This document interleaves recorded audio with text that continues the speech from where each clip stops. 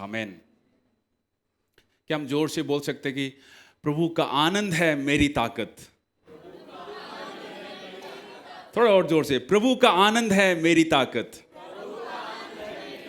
आमेन आमेन। सच में हम बहुत जरूरी है हमारे जीवन में कि हम आनंदित रहे, है ना। खुश रहना अलग बात है, पर आनंदित रहना कुछ और है ना। आनंद क्योंकि हमें दुनिया नहीं दे सकती है। कौन दे सकता है? सिर्फ प्रभु यीशु, है ना। सिर्फ परमेश्वर की ओर से वो आनंद हमें मिलता है। इसलिए जब हमने पिछले संडे जो है पवित्र आत्मा का जो पहला फल है क्या था? प्रेम के बारे में हमने सीखा था। मैं विश्वास करता हूँ आप भूले नहीं, है ना। चलो बहुत अच्छी बात है। फिर से हम एक और बार गलतियों की पुस्तक 5 अध्याय 22 से लेकर 23 तक हम पढ़ेंगे। मैं जल्दी से जल्दी आप सबके लिए मैं पढ़ना चाहूँगा। इसमें लिखा है, पर आत्मा का फल प्रेम, आनंद, शांति, धीरज, कृपा, भलाई, विश्वास, नम्रता और संयम है। ऐसे ऐसे कामों के विरोध में कोई भी व्यवस्था नहीं। तो पिछले रविवार को हमने जो है इस बारे में सीखा था, प्रेम के बारे में। आज हम 2 और फल के बारे में सीखेंगे, जो है आनंद और शांति, है ना। आनंद और शांति के बारे में हम सीखेंगे। बहुत जरूरी। मैं जब ये इस फल के बारे में सोच रहा था, जो जो प्रभु यीशु ने उसके आत्मा के द्वारा हमें दिया है ना, ये बहुत जरूरी है हमारे जीवन में। आपके पास बहुत पैसे हो सकते हैं, आपके पास बहुत नाम हो सकता है ना। आपके पास बहुत धन हो सकता है, आपके पास बहुत ज़्यादा प्रॉपर्टी हो सकता है ना। पर अगर आपके पास परमेश्वर का शांति और परमेश्वर की आनंद नहीं है तो क्या है? वो सब बेकार है ना। अब अशांति से अपना जीवन को व्यतीत करोगे, आपके जीवन में कभी भी शांति नहीं होगा, है ना। आपके जीवन में, मेरे जीवन में कभी भी आनंद नहीं होगा। पर हम कितने खुश नसीब और कितने आशीषित है ना। प्रभु यीशु के द्वारा हमें जो है ये सारा प्रतिफल मिल गया है। आमेन। सिर्फ हमें विश्वास करना है कि ये जो फल है हमारे जीवन में जो है फलवंत हो जाए। सिर्फ हम अपने लिए ना रखें, बल्कि हम जो है फलवंत होके दूसरों को भी बांटे। आमेन।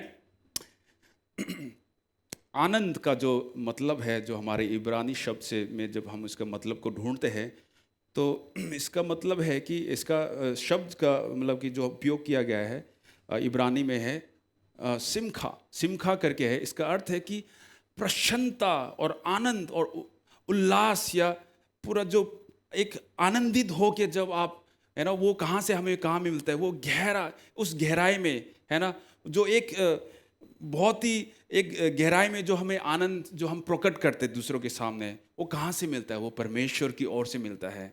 जब हम परमेश्वर की आराधना करते हैं, जब हम उसकी स्तुति करते हैं, है ना, और जब हमें परमेश्वर की ओर से आशीष मिलता है, तब हम उस आनंद को महसूस कर सकते हैं। आपने महसूस किया अपने जीवन में कभी परमेश्वर के आनंद को? मैं विश्वास करता हूँ एक एक जन ने परमेश्वर के उस आनंद को चखा है। आमेन आमेन। आप उसको भुला नहीं सकते हो, है ना। तो इसलिए हमें उस परमेश्वर के आनंद को अपने जीवन में, प्रतिदिन के जीवन में जो है आपने जो है उसको बढ़ते हुए देखना चाहते हैं ना। ऐसे नहीं कि आप सिर्फ बस थोड़ी देर के लिए जब आप आराधना में थे तो बहुत आनंदित थे और जब घर गए तो कुछ गड़बड़ हो गया और पूरा आनंद गायब हो गया। ऐसा नहीं होना चाहिए, है ना। परमेश्वर चाहता है कि हम प्रतिदिन जो है आनंद के साथ अपने जीवन को बिताएं, है ना। और हमें ये आनंद संसार और कोई भी इंसान हमें दे नहीं सकता है, सिर्फ प्रभु यीशु दे सकता है ना। क्योंकि प्रभु यीशु कहता है, मैं सच्ची दाखलता हूँ और तुम डालियाँ हो, मेरे बिना तुम कुछ नहीं कर सकते हो, है ना। जब हम यूहन्ना की पुस्तक को पढ़ते हैं उसमें साफ साफ लिखा है ना, मैं सच्ची दाखलता हूँ, है ना। अगर आप और मैं परमेश्वर के साथ उस सच्ची दाखलता के साथ बने रहेंगे तो आप आनंद के फल को जो है लेके आओगे अपने जीवन में। हालेलुया, है ना। केवल आप अपने जीवन में अपने परिवार के लिए नहीं उस फल को लेके आओगे, बल्कि समाज के लिए, और जहाँ भी आप जाएंगे उस आनंद के फल को आप बांटेंगे और आप उत्पन्न करते रहेंगे। ऐसे नहीं कि आप बस एक बार आपने, है ना, आपके जीवन में वो फल मिला और ख़त्म हो गया। नहीं, अगर आप परमेश्वर के साथ जुड़े रहेंगे, है ना, उस सच्ची दाखलता के साथ जुड़े रहेंगे, तो वो फल जो है आपके जीवन में प्रतिदिन बढ़ता जाएगा, घटेगा नहीं कभी। हालेलुया, आमेन, आमेन। तो हम आज पहली बात जो मैं आपके बीच में रखना चाहता हूँ वो है देने में, है ना, आनंद रखे आप और मैं, देने में आनंद रखे। देखो, मैं जब दूसरे कुरिन्थियों की पुस्तकों में जब पढ़ रहा था तो उसमें जो हमारे विश्वासी लोग हैं, मसीडोनिया के जो विश्वासी लोग हैं, है ना, वो बहुत ही जो है देने में आगे थे, बहुत ही। जब हम निकालेंगे दूसरे कुरिन्थियों की पुस्तक को हम निकालेंगे, है ना, और उसका 8वां अध्याय दूसरे कुरिन्थियों 8वां अध्याय 1 से लेकर 7 तक हम पढ़ेंगे जोर से, है ना। मैं आपके लिए अगर किसी ने निकाल दिया है तो आप पढ़ सकते हो। ब्रदर पढ़ दीजिए। अब हे भाइयों, हम तुम्हें परमेश्वर के उस अनुग्रह का समाचार देते हैं जो मकिदुनिया की कलीसियाओं पर हुआ है कि कलेश की बड़ी परीक्षा में उनके बड़े आनंद और भारी कंगालपन में उनकी उदारता बहुत बढ़ गई। उनके विषय में मेरी ये गवाही है कि उन्होंने अपनी सामर्थ भर वरन सामर्थ से भी बाहर मन से दिया और इस दान में और पवित्र लोगों की सेवा में भागी होने के अनुग्रह के विषय में हमसे बार बार बहुत विनती की। और जैसे हमने आशा की थी वैसी ही नहीं, वरन उन्होंने प्रभु को फिर परमेश्वर की इच्छा से हमको भी अपने आप को दे दिया। इसलिए हमने तीतुस को समझाया कि जैसे उसने पहले आरंभ किया था वैसे ही तुम्हारे बीच में इस दान के काम को पूरा भी कर ले। इसलिए जैसे तुम हर बात में अर्थात विश्वास, वचन, ज्ञान और सब प्रकार के यत्न में और उस प्रेम में जो हमसे रखते हो बढ़ते जाते हो, वैसे ही इस दान के काम में भी बढ़ते जाओ। आमेन, आमेन। देखो, पौलुस जो है, संत पौलुस जो है, हमें यहाँ पे कुरिन्थ की जो कलीसिया को जो है, कुरिन्थ की कलीसिया को एक मकिदुनिया, है ना, मकिदुनिया की कलीसिया के बारे में बता रहा है यहाँ पे, है ना, कि ये जो मैसिडोनिया है, एक्चुअली अंग्रेजी में बोलते हैं इसको, ये जो है पहले जो है सिर्फ मैसिडोनिया था, पर अभी जो है हमारा रिपब्लिक ऑफ नॉर्थ मैसिडोनिया के नाम से जाना जाता है। ये यूरोप में पाया जाता है ये, है ना। तो यहाँ पे पौलुस जो है बता रहा है कि ये विश्वासी लोग कितने जुनून के साथ, आनंद के साथ, है ना, उनके ऐसे गरीबी के समय में भी, ऐसे परीक्षाओं के बीच में भी, ऐसे मुश्किल हालातों में भी वो उदारता के साथ एक दूसरे को मदद कर रहे थे, एक दूसरे के लिए वो कुछ भी करने को तैयार थे। और विशेषकर यरूशलेम में जो मसीही लोग थे, जो सफ़र जो बहुत ज़्यादा, है ना, सताव से होके गुजर रहे थे, उन विश्वासियों के लिए वो दान दे रहे थे, है ना। देखो, मकिदुनिया के जो कलीसिया लोग थे, है ना, कलीसिया के लोगों ने हर प्रकार के मुसीबतों को देखा। उन मुसीबतों में भी ऐसे, मतलब कि अंग्रेजी में वर्ड है फाइनेंशियल क्राइसिस में भी, है ना, आर्थिक स्थिति उनकी बहुत ही ज़्यादा कमज़ोर थी। ऐसे समय में भी जो भी उनके पास था उन्होंने दिया। और यहाँ देख सकते हैं वो देने में जो है बहुत ही ज़्यादा आनंदित थे, और देने में जो है उम्मड़ता के साथ, है ना, आनंद के साथ वो प्रभु के कार्य के लिए दे रहे थे। चाहे वो कितने भी कठिन परिस्थिति से होके गुजर रहे थे, उसके बावजूद भी वो देने में सबसे आगे थे, है ना। उन्हें कोई भी परिस्थिति रोक नहीं पाया, है ना, कोई भी परिस्थिति रोक नहीं पाया। इसलिए यहाँ पे पौलुस जो है कुरिन्थ की कलीसिया को बता रहा है कि देखो, इस कलीसिया से आप सीखो। आप ये मत बोलो कि मेरे पास नहीं है और मैं दे नहीं सकता, मैं दे नहीं सकती, मेरा जो है ना, मेरा जो इनकम है बहुत कम है ना, मैं बहुत ही महीने में बहुत ही कम कमाता हूँ, मेरे गुजारा जो है इस इनकम से चलता है ना। क्या आप सच में परमेश्वर के कार्य के लिए देना चाहते हो? यहाँ पे आज जो है प्रेरित पौलुस जो है हमें सिखा रहा है कुछ मकिदुनिया के उस कलीसियाओं के लोगों के द्वारा, है ना। वो देखो, उनका देने में ही इतना आनंद थे, है ना, कि वे सिर्फ गरीब नहीं थे, बहुत ही गरीब थे वो। अगर आप वचन को पढ़ोगे गहराई से, उसमें लिखा है वो सिर्फ गरीब ही नहीं थे, वो बहुत ही गरीब थे, फिर भी उन्होंने कमी नहीं छोड़ा देने के लिए, दान देने के लिए उन्होंने कमी नहीं छोड़ा। है ना। और यहाँ पे जब आप शब्द को पढ़ते, उम्मड़ पड़ना, उसका मतलब है कि कुछ भीतर से उठकर बाहर की ओर बह जाना, है ना। कि उनका इतना देना का ऐसा मतलब कि वो थे कि, है ना, वो गहरा इतना आनंद के साथ वो ऐसे हालातों में भी, है ना, अपने, वो कंजूस नहीं थे, मैं इस शब्द का इस्तेमाल करना चाहूँगा, है ना। वो कंजूस नहीं थे, बल्कि वो उदारता से, है ना, देना चाहते थे। और गरीबी, उनकी परिस्थिति उनको रोक नहीं पाया, पर वो, उनका दिल इतना अमीर था, है ना, इतना उदारता से भरा हुआ था उनका दिल, कि वो कोई भी परिस्थिति उनको रोक नहीं पाया। और पौलुस यहाँ पे भी बता रहे कि वो ऐसे क्यों करने पाए, क्योंकि उनका विश्वास अपने पैसों के ऊपर, अपने धन या अपने परिस्थिति के ऊपर नहीं था, है ना। उनका विश्वास किसकी ओर था? प्रभु यीशु की ओर। वो जानते थे कि हम जो भी कार्य कर रहे हैं, परमेश्वर सब कुछ देख रहा है, और जो भी हम दे रहे क्या है, परमेश्वर देख रहा है, परमेश्वर उससे उन्हें और आशीष देगा। वो बहुत अच्छी तरह से इस बात को जानते थे, इसलिए वो देने में आनंद के साथ वो देते थे। जब हम आपके सामने जब ऐसे आता है ऑफरिंग के लिए, है ना, आप पहले से जेब में तैयार रखते हो ना कि मैंने कितना देना है ना। ये सच बात है ना। 100 रुपये, 500 रुपये, हमारे कलीसिया के लोग 100 रुपये से कम नहीं देते, मुझे पता है। मजाक कर रहा हूँ मैं। आपकी इच्छा है, आप कितना परमेश्वर के कार्य के लिए, परमेश्वर के लोगों के लिए देना चाहते हो, है ना।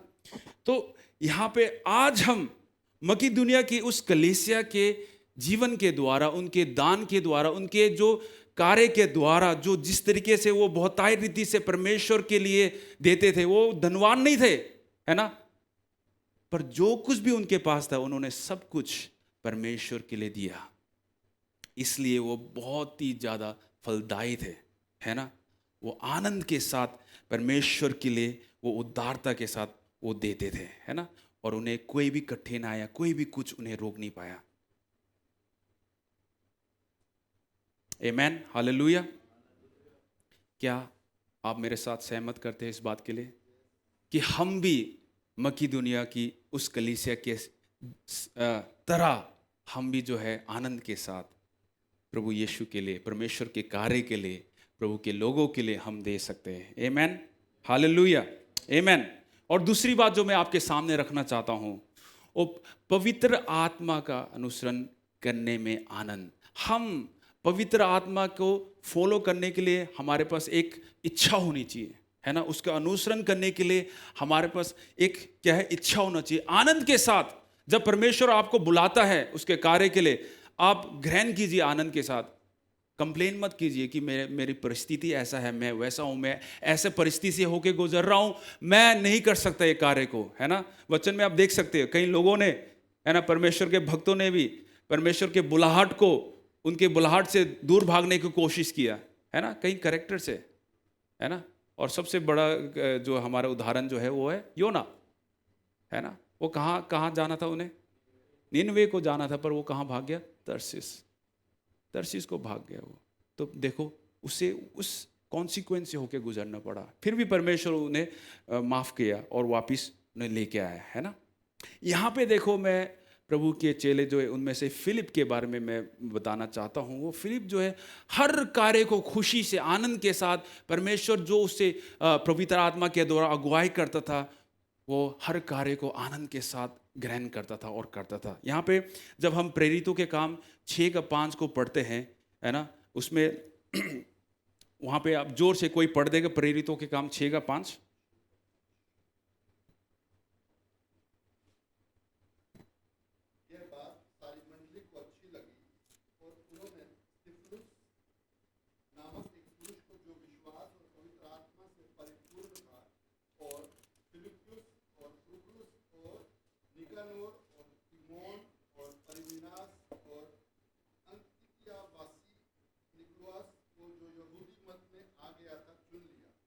आमेन। देखो इन 7 लोगों को, है ना, क्यों चुना गया था, मैं जल्दी से जल्दी मैं आपको बताऊंगा, है ना। पर उनमें से, ये 7 लोगों में से एक कौन था? फिलिपुस, है ना। फिलिप जो था उनमें से एक था। फिलिप वो बहुत ही नम्र सेवक था, वो नम्रता के साथ जो है परमेश्वर की सेवा करता था, और इसलिए कलीसिया के लीडर्स ने जो है उन्हें जो है चुन लिया इस कार्य के लिए। अब ध्यान से अब जब हम प्रेरितों के काम हम पढ़ेंगे 6:1 से लेकर 6 तक, हमें जल्दी से जल्दी अगर कोई पढ़ेंगे इसको तो 6 से लेकर 6 का 6 अध्याय 1 से लेकर 6 तक। जब चेलों की संख्या बहुत बढ़ने लगी, तब यूनानी भाषा बोलने वाले इब्रानी भाषा बोलने वालों पर कुड़कुड़ाने लगे कि प्रतिदिन की सेवकाई में हमारे विधवाओं की सुधि नहीं दी जाती। तब उन 12 ने चेलों की मंडली को अपने पास बुलाकर कहा, यह ठीक नहीं कि हम परमेश्वर का वचन छोड़कर खिलाने पिलाने की सेवा में रहें। इसलिए हे भाइयों, अपने में से 7 सुनाम पुरुषों को जो पवित्र आत्मा और बुद्धि से परिपूर्ण हों चुन लो कि हम उन्हें इस काम पर ठहरा दें, परंतु हम तो प्रार्थना में और वचन की सेवा में लगे रहे। यह बात सारी मंडली को अच्छी लगी और उन्होंने स्तिफनुस नामक एक पुरुष जो विश्वास और पवित्र आत्मा से परिपूर्ण था, और फिलिप्पुस और प्रुखुरुस और निकानोर और तिमोन और परमिनास और अंतियोखिया वासी निकालौस को जो यहूदी मत में आ गया था चुन लिया। इन्हें प्रेरितों के सामने खड़ा किया और उन्होंने प्रार्थना करके उन पर हाथ रखे। आमेन, आमेन।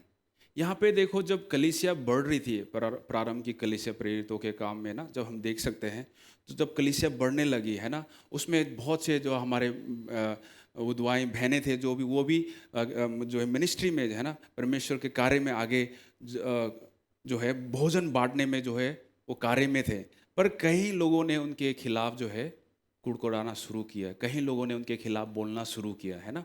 और तभी 12 चेलों ने बोला कि नहीं, ये ऐसा हमारा कलीसिया के बीच में ऐसा चलना हमारे लिए सही नहीं है ना, हमारे लिए हेल्दी नहीं है। इसलिए हम ऐसे करेंगे कि 7 जनों को जो विश्वास योग्य है, जो आत्मा से परिपक्व है ना, ऐसे लोगों को हम नियुक्त करेंगे जो इस कार्य में सहायता करेंगे हमारे, ताकि हमारा जो वचन सिखाना है लोगों को, है ना, या वचन बांटना है आगे अन्य जातियों को, वो चीज़ इस कारण से रोक ना पाए, है ना। ये कारण ऐसा ना हो कि रुकावटें बन जाए, है ना, ये कुड़कुड़ाना, ये बीच में जो लड़ाई करना, है ना, लोगों के बारे में बोलना, वो सारे कारण से। इसलिए है ना 12 प्रेरितों ने जो है ऐसे 7 प्रेरित को जो है प्रार्थना के साथ, है ना, उनको नियुक्त किया। यहाँ पे देखते उन 7 लोगों में से फिलिपुस जो है एक व्यक्ति था, है ना, एक चेला था, एक प्रेरित था जिसको चुना गया था, है ना।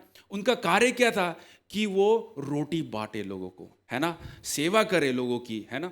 और जो भी कलीसिया ने उनके जिम्मेवारी दिया था, उनको जो है जरूरतमंदों को या गरीबों को जो है भोजन बांटे, ऐसे कार्य के लिए उन्होंने 7 लोगों को नियुक्त किया था, है ना। ये सच में अगर हम सोचा जाए तो ये बहुत ही बड़ा ओहदा नहीं है जो उनको दिया गया था, है ना, बहुत ही बड़ा एक ऐसा पोजीशन नहीं है जो उनको दिया गया था। एक वो बहुत नम्र, है ना, एक बहुत दीन जो है एक ओहदा है ये, है ना। देख सकते हैं लोगों की सेवा करना, है ना, लोगों को रोटी बांटना, लोगों के लिए ऐसा कार्य करना, है ना, या कपड़े बांटने, जो कुछ ज़रूरत है उनकी हर एक चीज़ों को देना, है ना।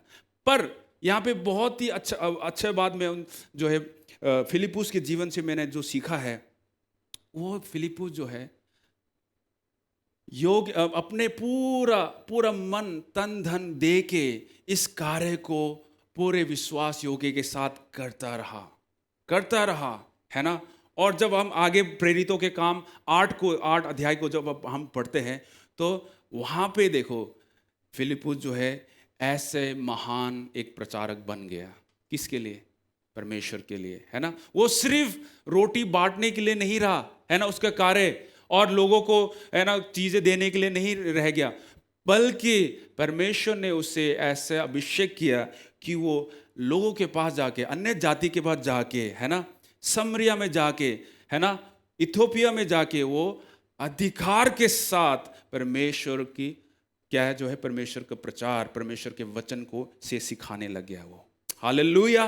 तो आप ये मत सोचिए कि कलीसिया में आपको ये छोटा सा जिम्मेवारी दिया गया है ना, ये छोटा सा आपके पास वो है, तो आप ये मत सोचो कि आप वहीं रहोगे। नहीं, परमेश्वर का समय आएगा, आप परमेश्वर के समय का इंतजार कीजिए। मैं क्यों बोल रहा हूं, मुझे नहीं पता। ये परमेश्वर का समय आएगा कि आप भी इस कलीसिया से निकल के वचन को सिखाओगे। कोई लोग यहां पे आके वचन से आप सिखाएंगे।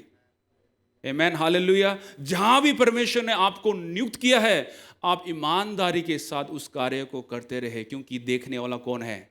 सिर्फ परमेश्वर है। हालेलुया। अपने हर छोटी छोटी जो भी सेवाएं जो आप कर रहे हैं, विश्वास योग्य के साथ आप करते रहे। जब आप अपनी जिम्मेदारों को जो आपके पास सौंपा गया है, जब आप ऐसे विश्वास योग्यता के साथ करते रहोगे, तो ऐसा समय आएगा कि आप परमेश्वर के लिए उस महान कार्य को प्रभावशाली के साथ आप करोगे। आमेन। क्या हम जोर से आमेन बोल सकते हैं? हालेलुया। सच में परमेश्वर कितना विश्वास योग्य है। हालेलुया। देखो, फिलिपुस जो है रुका नहीं। ऐसा सताव के बीच में भी, जब आठ प्रेरितों के काम 8 अध्याय को जब पढ़ते हैं, 4 और 5 में जल्दी से पढ़ूंगा, जो लोग तितर बितर हो गए थे, वे जहां तहां जाकर वचन सुनाते रहे। और फिलिपुस जो है समरिया के एक नगर में जाकर लोगों को मसीह का प्रचार करने लगा। देखो, फिलिपुस रुका नहीं।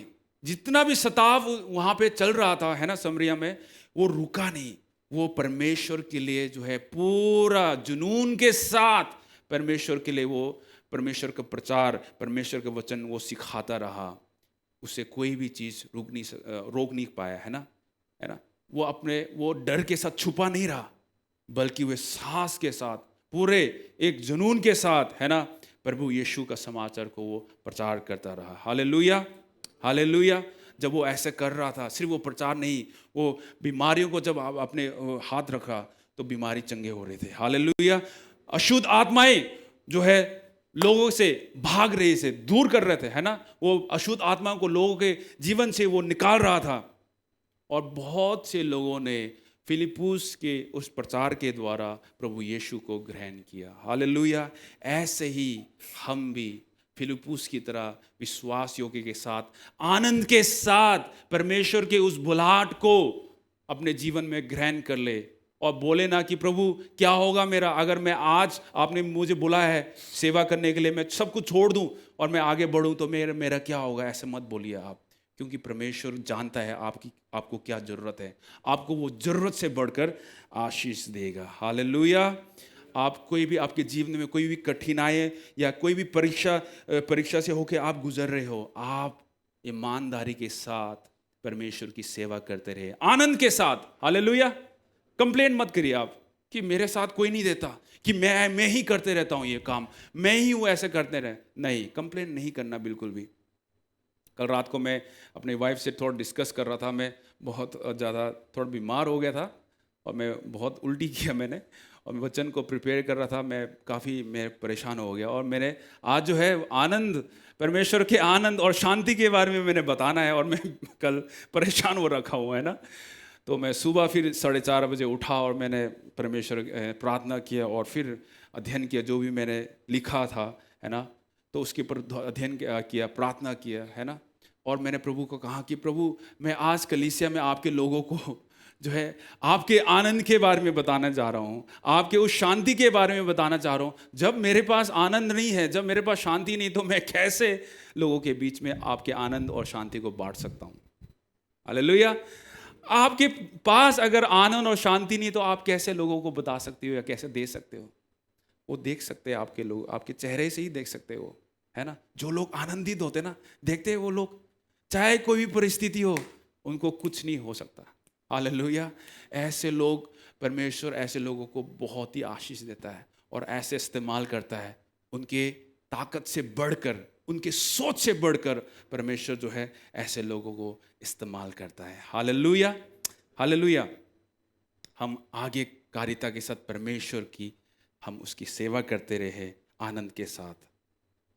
और मैं तीसरी बात जो आपके सामने रखना चाहता हूँ कि प्रभु का आनंद जो है आपकी ताकत बन जाए। हमने गाना गाया है ना अभी, प्रभु का आनंद है मेरी ताकत, संसार में यीशु है मेरी ताकत, है ना। गाते तो है हम, पर सच में उसको अपने जीवन में होते हुए नहीं देख पाते हैं। हमने इस गाना को कितने बार गा लिया है ना। हमारे कॉटेज मीटिंग में भी ये गाना चलता है, कलीसिया में भी ये गाना चलता है। आप कहीं और भी जाओगे, किसी और कलीसिया में भी इस गानों को आप जरूर सुनोगे, है ना। और कई लोगों को ये गाना पूरा पता है, ये गाना पूरा रटा हुआ है उनको दिमाग में, है ना। पर सच में क्या प्रभु यीशु का आनंद आपकी ताकत है या नहीं? आप अपने आप से पूछिए आज, है ना। जल्दी से जल्दी हम खोलेंगे नहम्याह की पुस्तक 8 अध्याय 10 को हम पढ़ेंगे, मैं पढ़ूंगा। तब नहम्याह ने उनसे कहा, जाओ उत्तम भोजन खाओ और मीठा पियो मीठा, और जिनके पास कुछ तैयार नहीं है उन्हें भी भेजो, क्योंकि यह दिन हमारा प्रभु के लिए पवित्र है। शोक मत करो, क्योंकि प्रभु का आनंद तुम्हारी शक्ति है। प्रभु का आनंद तुम्हारी शक्ति है। हालेलुया। यहाँ पे देख सकते हैं कि नहम्याह जो है उस बोझ के साथ आया था कि हम जो यरूशलेम का जो है पूरा दीवार जो है टूट चुका था, बिखर चुका था, है ना। दुश्मनों ने आके उस यरूशलेम के दीवार को पूरा तोड़ दिया था, है ना। फिर ऐसे समय में भी जब वो दीवारों को बना रहे थे, है ना, जब कुछ लोगों को इकट्ठा करके कुछ अधिकारी लोगों को बातचीत करके जब वो ऐसे कार्य कर रहे थे, तो बहुत ही ज़्यादा लोग जो है यहाँ पे अपोजिशंस थे, है ना। दुश्मन आके फिर से उस दीवार को बनाने के लिए उन्होंने बहुत रुकावटें पैदा किया ऐसे समय में भी। और लोग बहुत ही ज़्यादा डरे हुए थे, जो लोग कार्य कर रहे थे वो बहुत डरे हुए थे, है ना। इजरायली लोग जो है बहुत घबराए हुए थे और वो अशांति में थे, है ना। उन्हें पता नहीं चलता क्या क्या होगा, अभी ये दीवार पूरा बनेगा नहीं बनेगा, है ना। तो नहम्याह यहाँ पे क्या लोगों को याद दिला रहा है, देखो, कि डरो मत, शोक मत करो, अच्छे भोजन खाओ आनंद के साथ। हालेलुया। क्योंकि प्रभु का आनंद तुम्हारी ताकत है। हालेलुया। आमेन, आमेन। आज परमेश्वर हम सबको याद दिला रहा है, चाहे आप कोई भी परिस्थिति में हो, चाहे आपकी परिस्थिति 72 से 72 क्यों ना हो, जो आप बोलते हो कि मेरे परिस्थिति जो मैं ऐसे परिस्थिति को मैं जो फेस कर रहा हूं, जो मैं देख रहा हूं अपने परिवार में, अपने जिंदगी में, वो उसको कोई समझ नहीं सकता। और आप गलत हो, मैं गलत हूं अगर मैं ऐसे बोलता हूं तो, क्योंकि परमेश्वर जानता है। अगर कोई इंसान आपके परिवार लोग, है ना, आपके करीबी लोग जो आप उसको समझ नहीं पा रहे, पर एक ऐसा व्यक्ति है जो समझता है, हम सब जानते हैं वो कौन है, प्रभु यीशु, परमेश्वर। वो खुद आपको जानता है, आपके हर दिल के हर एक बातों को, आपके हर एक टूटेपन को, आप किस परिस्थिति से होकर गुजर रहे हो, वो जानता है। नहम्याह के समय में, है ना, परमेश्वर ने नहम्याह को भेजा ताकि उस दीवार को खड़ा करे। आपके जीवन में भी परमेश्वर ऐसे व्यक्ति को भेजेगा, हालेलुया, जो आपके टूटे दीवार को दोबारा आपको खड़ा करने के लिए सहायता करेगा। आमेन, हालेलुया। चाहे कोई भी विरोध आके आपके करीब खड़े हो जाए, है ना, कितने भी संघर्ष करे आप उस दीवार को गिराने के लिए, वो दोबारा गिरा नहीं पाएंगे, क्योंकि वो दीवार कौन खुद खड़ा करेगा? प्रभु यीशु। हालेलुया। आप प्रभु यीशु को आमंत्रित कीजिए अपने मन में, अपने जीवन में, और कहे, प्रभु जो बाड़े जो मैंने तोड़ दिया है, जो दीवारें जो आपने खड़ा किया था मेरे लिए, वो मैंने जो तोड़ दिया है, सुरक्षा का जो दीवार जो आपने खड़ा किया था, है ना, मैंने आपकी बातों को नहीं सुना, नहीं माना, आपके वचनों पे नहीं चला, इस कारण जो है वो दीवारें जो है तोड़ दिया गया था प्रभु। पर आज फिर मैं आपको आमंत्रित करता हूं कि आप उस दीवार को फिर से बना दीजिए। प्रभु मैं चाहता हूं कि आपकी आनंद मेरी ताकत हो। प्रभु आज हमारा ये एक इच्छा होना चाहिए अंदर से, सिर्फ ऐसे बोले ना, उसको आप अपने जीवन में होते हुए देखना हमें जो बहुत जरूरी है। इसलिए मैं आज की सुबह यही प्रार्थना कर रहा था, प्रभु आपकी आनंद मेरी ताकत हो।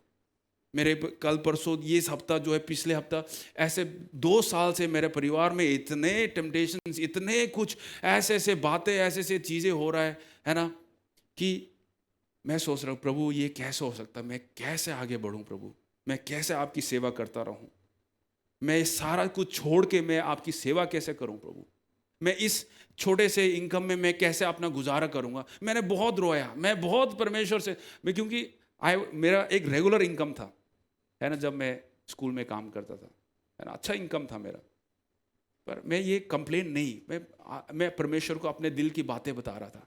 मैं ये भी बोल रहा था कि प्रभु इतना मुसीबत क्यों, है ना, पर परमेश्वर कहता है कि मैं आपको ऐसे बड़े चीज़ के लिए प्रिपेयर कर रहा हूं। हालेलुया। अगर आप मुसीबत से होके गुजर रहे हो तो प्रार्थना कीजिए, आनंद के साथ परमेश्वर का धन्यवाद कीजिए, क्योंकि परमेश्वर आपको ऐसे बड़े कार्य के लिए आपको जो है बना रहा है।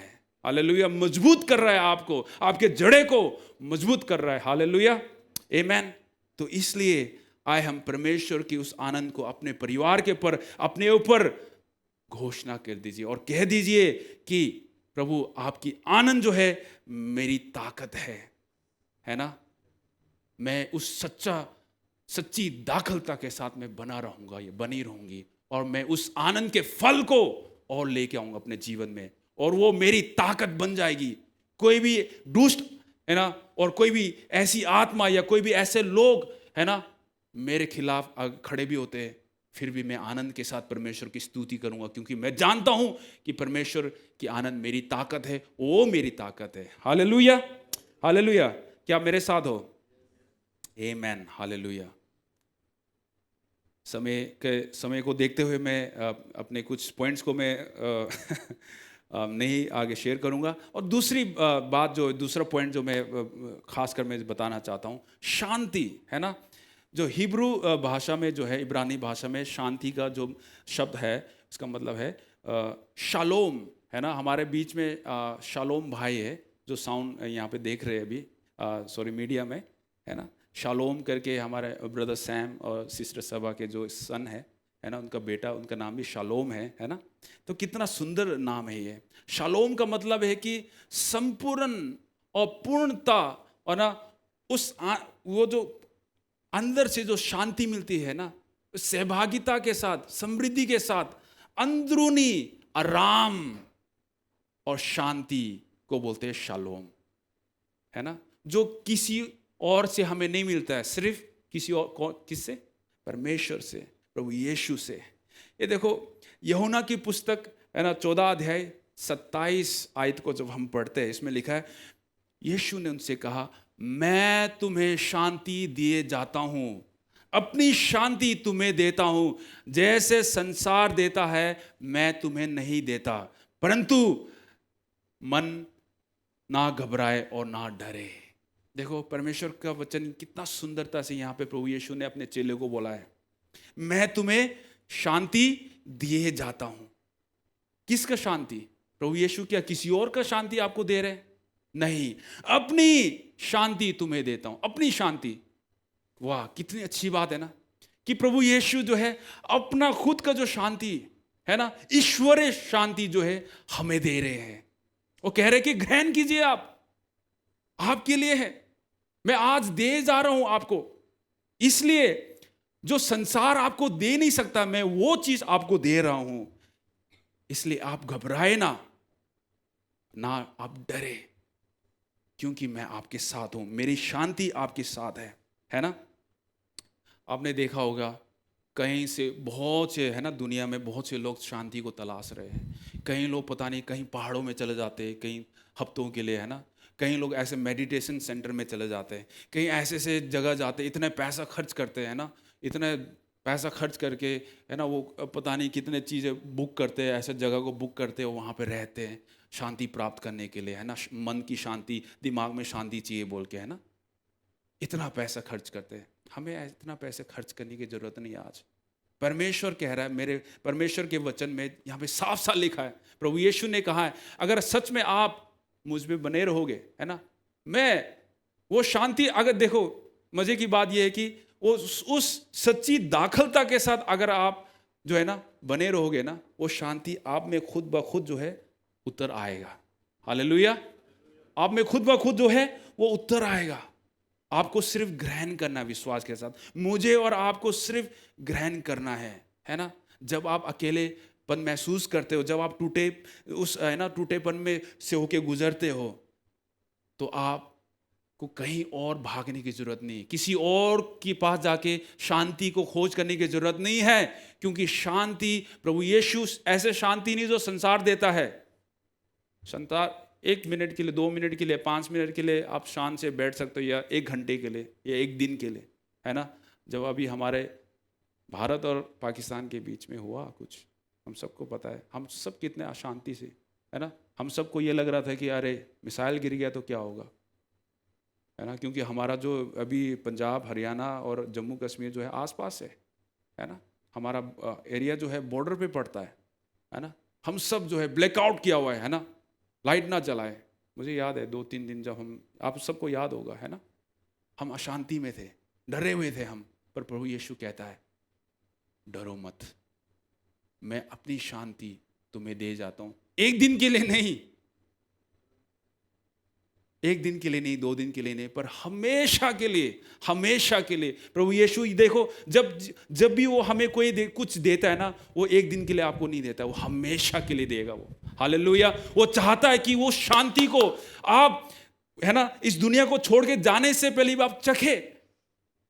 वो जो शांति जो आपको उस परमेश्वर की उपस्थिति में मिलेगा, है ना, वही उपस्थिति की शांति जो है हमें दे रहा है प्रभु यीशु आज हमें। वो कह रहा है कि आप उस शांति को ग्रहण कर लीजिए। आमेन, हालेलुया। क्या हम प्रभु से आज कह सकते हैं कि प्रभु अपनी शांति से आप हमें भर दीजिए, है ना। क्या हम अपने हाथों को उठा सकते हैं ऐसे और कहे प्रभु मुझे अपनी शांति से भर दो। हम साथ में मिलकर बोलेंगे प्रभु मुझे अपनी शांति से भर दीजिए, मुझे अपनी शांति से भर दीजिए, उस दिव्य शांति से भर दीजिए। आप प्रार्थना करो और ग्रहण करो। आप क्यों देरी कर रहे हो? परमेश्वर की उस शांति को आप अनुभव कीजिए, विश्वास कीजिए कि परमेश्वर आपको अपनी शांति से वो भर देगा, जो पवित्र आत्मा का फल है, प्रेम, आनंद और शांति। आज उस प्रेम, आनंद और शांति को आप प्रभु यीशु के नाम से आप ग्रहण कीजिए और विश्वास कीजिए कि परमेश्वर आपको अपने दिव्य शांति से भर देगा।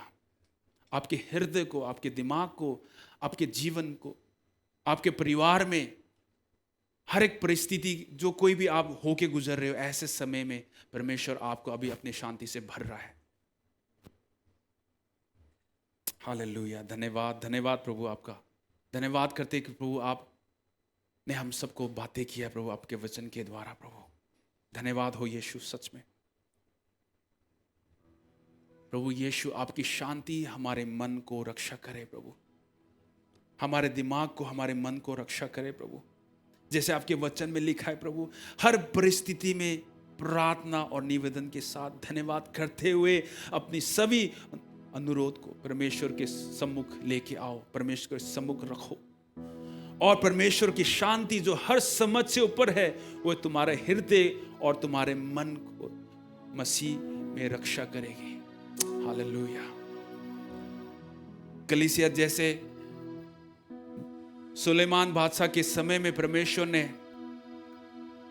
शांति बनाए रखा, हम भी परमेश्वर से आज प्रार्थना करें कि प्रभु जैसे आपने सुलेमान बादशाह के समय में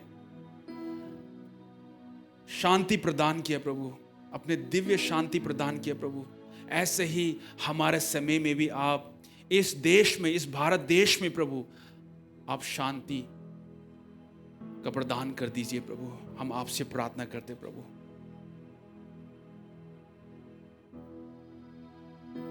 युद्ध को रोक दीजिए परमेश्वर पिता, हमें आराम दीजिए प्रभु, हमें शांति दीजिए। हमारी आज ये प्रार्थना है प्रभु, हम आपकी आज्ञाओं को मानते रहे परमेश्वर पिता, आप में वफादार बने रहे प्रभु यीशु, और आपकी उस शांति में हम आगे बढ़ते रहे प्रभु। आज हम प्रभु जी उस शांति को अनुभव करना चाहते जो आपने अपना खुद का शांति हमें दिया है परमेश्वर पिता, वो दिव्य शांति को हम महसूस करना चाहते हैं प्रभु। उस शांति को जो आपने सुलेमान बादशाह के समय में प्रभु जी और इजरायलियों को प्रभु शांति दिया था, आराम दिया था प्रभु, विश्राम दिया था प्रभु, वही से ही प्रभु आज हमारे समय में प्रभु आज हमें शांति और आराम दीजिए प्रभु। हम थक चुके हैं परमेश्वर पिता, हम अपने आप को आपके चरणों में रखते हैं प्रभु यीशु। हालेलुया, धन्यवाद। क्यों ना हम सब अपने पैरों पे खड़े हो जाएं।